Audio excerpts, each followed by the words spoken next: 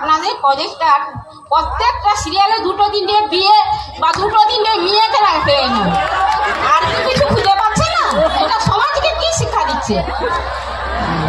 আচ্ছা সমাজে না সমাজের মেয়েরা কি শিখছে?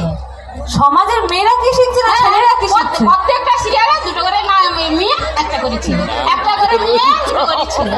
কি সিরিয়াল?